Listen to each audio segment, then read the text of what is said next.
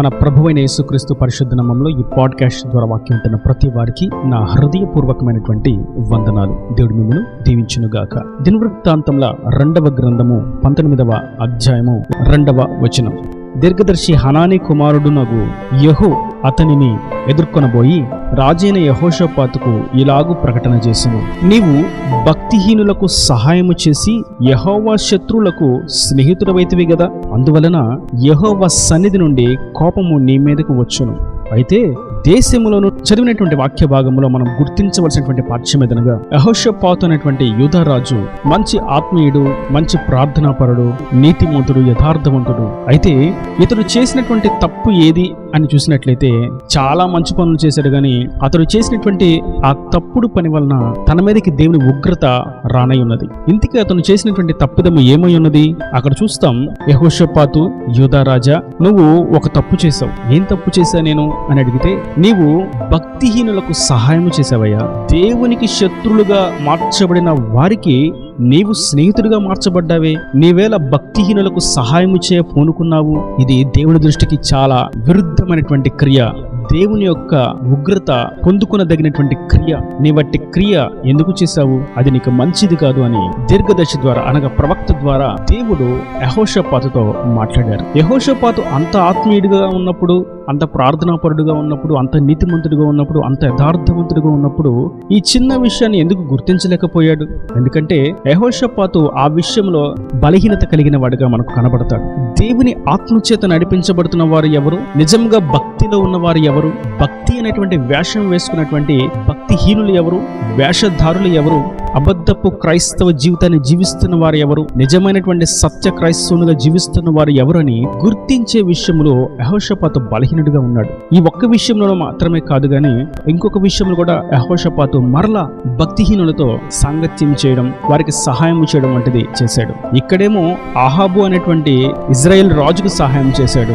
ఆ తర్వాత భాగంలో 20వ అధ్యాయం మనం చూస్తాం, అహజ్యాతో స్నేహం చేశాడు, అహజ్యాకి సహాయం చేశాడు. ఈ సందర్భాలు యెహోషాపాతు మీద దేవుడు కలిగినటువంటి సంకల్పాన్ని పూర్తిగా ఛేదించి వేసినవి. దేవుని చిత్తముల నుండి యెహోషాపాతు తొలగిపోవడానికి కారణమైనవి. నేటి వాక్యం ఉంటున్నటువంటి నా ప్రియ సహోదరులారా, యెహోషాపాతు అనేటువంటి మంచి యూదా రాజు, అతడు పాపంలో పడిపోవడానికి గల మూల కారణం భక్తిహీనులతో సాంగత్యం చేసి ఆ భక్తిహీనులకు సహాయం చేసినందున. మనం నేటి దినాన్ని గుర్తించవలసినటువంటి పాఠ్యం ఏదనగా, భక్తిహీనులకు సహాయం చేయట. మనం సహాయం చేయకపోయినా పెద్ద సమస్య ఏమీ లేదు, కానీ సహాయం చేయడానికి మనకు యోగ్యత లేకపోయినా పెద్ద సమస్య ఏమీ లేదు, కానీ సహాయం చేయగలిగి క్రీస్తు విరోధులకు, భక్తిహీనులకు సహాయం చేయడంలోనే పెద్ద ముప్పు దాగి ఉన్నది. నేటి తరంలో మనం గుర్తించవలసినటువంటి పాఠ్యం ఏదనగా, ఈ భక్తిహీనులకు మనం ఎందుకు సహాయం చేయకూడదు? సామెతల గ్రంథకర్త అంటాడు, భక్తిహీనుల యొక్క ఆలోచనలు పనికిరానివి. వారి ఆలోచనలన్నీ కూడా ఎదుటివారిని చెడగొట్టే విధంగానే ఉంటాయి. కనుక అట్టి వారికి నీవు సహాయం చేస్తే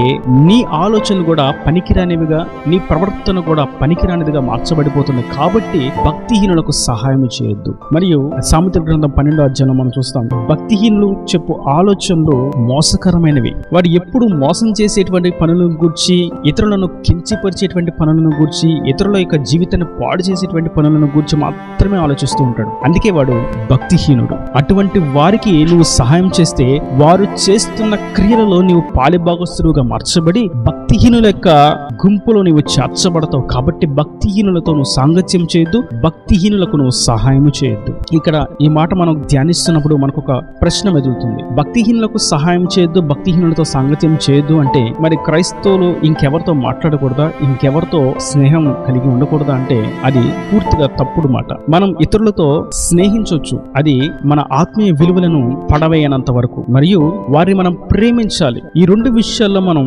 జాగరూకత కలిగి ఉండవలసిన వారమై ఉన్నాము. స్నేహించాలి, ప్రేమించాలి, కానీ సాంగత్యము చేయొద్దు అని అంటున్నాడు ప్రభు. సాంగత్యం వేరు, స్నేహం వేరు. మేలు చేయడం వేరు, వారు చేసినటువంటి భక్తిహీనమైనటువంటి క్రియలలో పాలిభాగస్తులుట వేరు. భక్తిహీనులు ఆ మార్గంలో మనం వెళ్ళకూడదు. ఎందుకంటే ఆ త్రోవ భక్తి నుండి తొలగించి వేస్తుంది. వారు భక్తిహీనమైనటువంటి క్రియలు చేయడానికి నీ సహాయం నాకు కావాలి అన్నప్పుడు మనం వారికి సహాయం చేయకూడదు. అలా సహాయం చేస్తే వారు చేసినటువంటి తప్పుడు పనికి మనం ఒక రూట్ మ్యాప్ ఇచ్చినట్లుగా అవుతుంది. కనుక ప్రభు ఈ విషయంలో చాలా ఖండితంగా ఉన్నారు. మనం భక్తిహీనులకు సహాయం చేయకూడదు అని. కీర్తనాకారుడు కూడా అంటాడు తన కీర్తనలో, దుష్టుల సంఘం నాకు అసహ్యం వాక్యము, భక్తిహీనులతో నేను సాంగత్యము చేయను, వారితో నేను కలిసి మసులుకోను అని. ఎందుకంటే ఒక భక్తిహీనమైనటువంటి క్రియ భక్తిలో ఉన్న వారిని సైతం ఆర్పివేయగలుగుతుంది. ఎందుకంటే భక్తిలో సరైనటువంటి స్థాయిలో, భక్తిలో అగ్ని నుండి తీసినటువంటి కురి వలె ఉండనటువంటి స్థితిలో ఉండకపోతే ఈ భక్తిహీనులు భక్తిలో ఉన్న వారిని సైతం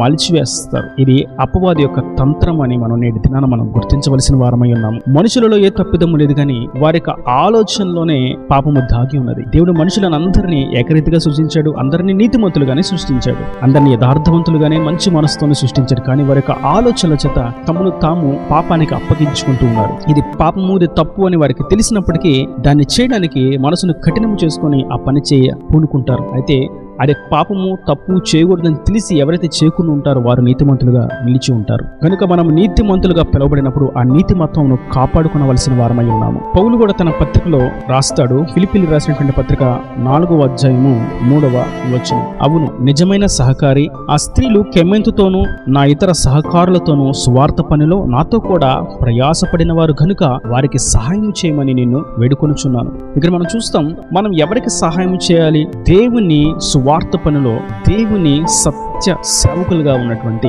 దేవుని చిత్త ప్రకారం నడుస్తున్నటువంటి సహవాసాలకు మనం సహాయం చేయాలి. అటువంటి మంచి సహవాసం కలిగినటువంటి నీతిమంతులకు మనం సహాయం చేయాలి. అప్పుడు వారు చేస్తున్నటువంటి ప్రతి నీతి క్రియలో భాగము, దీవెన, ఆశీర్వాదం మనకు లభిస్తుంది. మనం వారు చేసినటువంటి పనిలో పూర్తిగా పాలిభాగస్తులం కాకపోయినా మనము సహాయం చేసేటువంటి ఆ చిన్న పనిని బట్టి వారు జరిగించేటువంటి దేవుని కార్యములో దీవెన మనకు లభిస్తుంది. కనుక మన సహాయం ఎప్పుడు పరిశుద్ధ సంఘానికి, సహవాసానికి చెందినదై ఉండాలి. మన సహవాసం అట్టి వారితోనే ఉండాలి. మరియు అపొస్తలుల కార్యాల గ్రంథం 18వ అధ్యాయం 27వ వచనంలో మనం చూస్తాం, తరువాత అతడు అక్కయ్యకు పోదలిచినప్పుడు అతనిని చేర్చుకున్న వాళ్ళని సహోదరులు ప్రోత్సాహపరచుచు అక్కడి శిష్యులకు రాసిరి. అతడు అక్కడికి వచ్చి కృపచేత విశ్వసించిన వారికి చాలా సహాయం చేశాను. అప్పుల్లో ఉన్నటువంటి భక్తుడు అక్కయ్యకు పోదలిచినప్పుడు ఆ ప్రాంతానికి వెళ్ళాడు. ఆ ప్రాంతంలో దేవుని కృపచేత విశ్వసించిన వారికి చాలా సహాయం చేశాడు. తన అర్థం,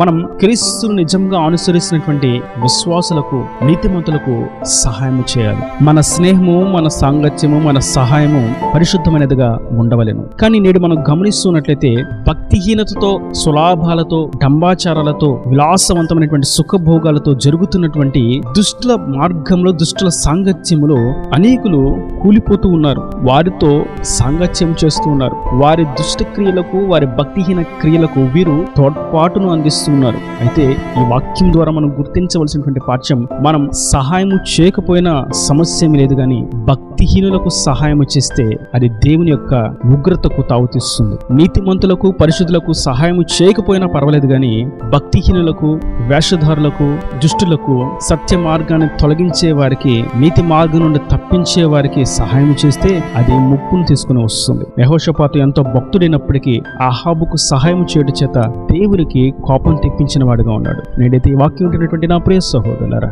మనం భక్తులకు, పరిశుద్ధులకు, నీతిమంతులకు సహాయం చేయబద్ధులమై ఉన్నాము. అట్టి సహవాసాలకు, అట్టి సంఘ విశ్వాసులకు మనము సహాయం చేయబద్ధులమై ఉన్నాము. మన సహాయం అటువంటి వారికి ఎంతో తోడ్పాటును, ఎంతో సహాయాన్ని, పరిచర్య విస్తరించడానికి, అనేకుల ఆత్మ రక్షణ కొరకు తోడ్పడుతుంది. ఆ దీవెన కార్యములో పాలిభాగస్తులమౌట చేత ఆ దీవెనలో ఆశీర్వాదము మనకు కూడా లభిస్తుంది. కనుక అట్టి విధంగా భక్తిహీనులకు కాక భక్తులకు, నీతిమంతులకు సహాయం చేద్దాం. మన పితృల మార్గాలు మనము సాగిపోదాం. ఈ దేవుని మాటలు ప్రతి వాని హృదయం ఎన్నికట్టి ఫలింపు చేయను గాక. ఆమేన్. God bless you. తనలో మంచి కన్నును మూసినట్లయితే మీ కొరకు చిన్న ప్రార్థన. ప్రేమ స్వరూపి కరుణ కటాక్షంగా తండ్రి, నా ప్రభువా, వాక్యం ప్రతి వారిని మీరు నిండాలుగా దీవించండి. భక్తులకు సహాయం చేయటం ఎంతో మేలని, ఎంతో దీవెనని మీరు సెలవిచ్చారు. భక్తిహీనులకు సహాయం చేస్తే అది నీ ఉగ్రతకు తావు తీస్తుందని మీరు సెలవిచ్చారు. నా తండ్రి, వాక్యం ప్రతి వారికి మీదట భక్తిహీనులకు కాక భక్తులకు, పరిశుద్ధ సమాజానికి, సత్య విశ్వాసులకు, సత్య క్రైస్తవులకు, సత్య సేవకులకు, సత్య సంఘానికి సహాయం చేయవారుగా వారిని దీవించండి. వారు చేసినటువంటి యొక్క నీతి కార్యాలలో దీవెనలను బిడ్డలకు అనుగ్రహించండి. ఇంకా వారి ప్రతి అవసరతను, అక్కర్ను నీ మహిమలో తీర్చి నీ రాకడ రాజ్యం సిద్ధపరచమని యేసు పరిశుద్ధ నామమున ప్రార్థించి వేడుకుంటున్నాను తండ్రి. ఆమేన్. ఆమేన్.